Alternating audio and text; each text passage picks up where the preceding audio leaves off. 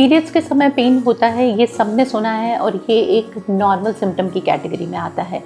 लेकिन जब ये पीरियड में पेन सिवियर हो जाए, अनबेरेबल हो जाए और साथ में कुछ ऐसे सिम्टम्स के साथ में एसोसिएटेड हो, जैसे कि डिस्पेरियोनिया यानी कि रिलेशनशिप के समय pain, bleeding related issues, severe back pain या फिर पूरे महीने में कभी भी पेट के निचले हिस्से में दर्द हो जाना, तो ये रेड फ्लैग हो सकता है। एंडोमेट्रियोसिस नाम की एक प्रॉब्लम होती है जो यहाँ पर एक डायग्नोसिस हो सकता है and surprisingly many women they don't know about it for years and years till they are getting the diagnosis done। बहुत सिंपल शब्दों में समझें तो एंडोमेट्रियम यूट्रस के अंदर की एक लेयर को कहा जाता है और जब ये टिश्यू किसी कारण से यूट्रस के बाहर डेवलप होने लगता है तो उसको एंडोमेट्रियोसिस कहते हैं। अब क्योंकि मेंस्ट्रुअल साइकिल में हार्मोनल चेंजेस होते रहते हैं और पीरियड्स के समय पर ये एंडोमेट्रियम शेड होता है, तो इन्हीं हार्मोनल चेंजेस की वजह से जहाँ जहाँ पर ये एंडोमेट्रियल टिश्यू इकट्ठा है वहाँ पर हार्मोनल चेंजेस के साथ में थोड़ी ब्लीडिंग या इन्फ्लेमेशन हो सकता है, एक स्वेलिंग जैसी स्टेज बन सकती है जिसकी वजह से पेन या फिर दूसरे सिम्टम्स आ सकते हैं जैसे कि पीरियड रिलेटेड इश्यूज। डायग्नोसिस कैसे होता है?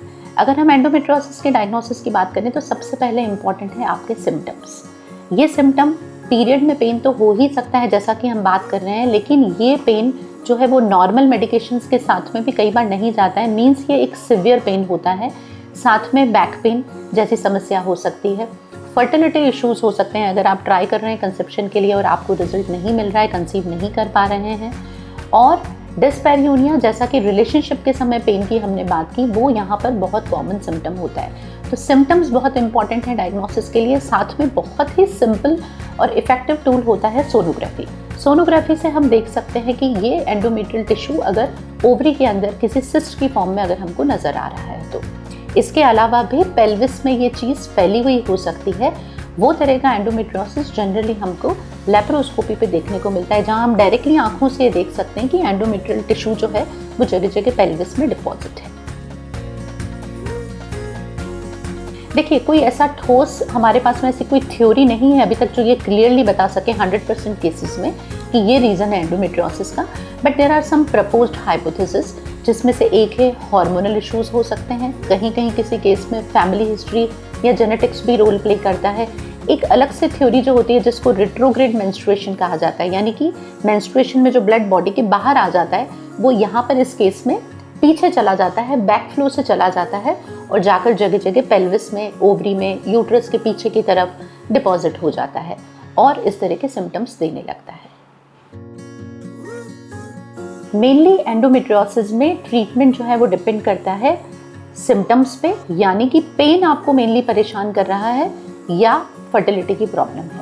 अगर पेन आपका मेन सिम्टम है तो पेन के लिए जो ट्रीटमेंट ऑप्शंस होते हैं वो अलग हैं और फर्टिलिटी के लिए जो ट्रीटमेंट ऑप्शंस होते हैं वो अलग हैं। मेडिकल मैनेजमेंट के साथ में कई बार चीज़ें मैनेजेबल होती हैं, पर कई बार लैप्रोस्कोपी जैसी सर्जरी की ज़रूरत पड़ सकती है जिसमें न सिर्फ डायग्नोसिस बल्कि साथ साथ में हम ट्रीटमेंट भी कर सकते हैं। उसमें कई तरह की चीज़ें होती है जैसे सिस्टेक्टमी यानी कि एंडोमेट्रियमा को रिमूव करना, फल्गरेशन जिसमें जला दिया जाता है अंदर के लीजन्स को, तो ये तरह की चीज़ें की जाती है। और कभी कभी जब कंडीशन ज़्यादा सिवियर है और फर्टिलिटी प्रॉब्लम साथ में है, then IVF is the treatment.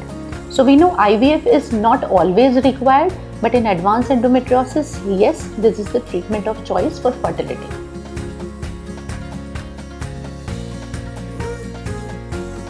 देखिए, जैसा हम जानते हैं कि एंडोमेट्रियोसिस मेनली ओवरीज को अफेक्ट करता है, तो जो oocytes होती हैं, एग्स जो ओवरी से बनते हैं, उनकी क्वांटिटी और उनकी क्वालिटी वो दोनों ही जो है वो बैडली अफेक्ट होती है एंडोमेट्रियोसिस की वजह से।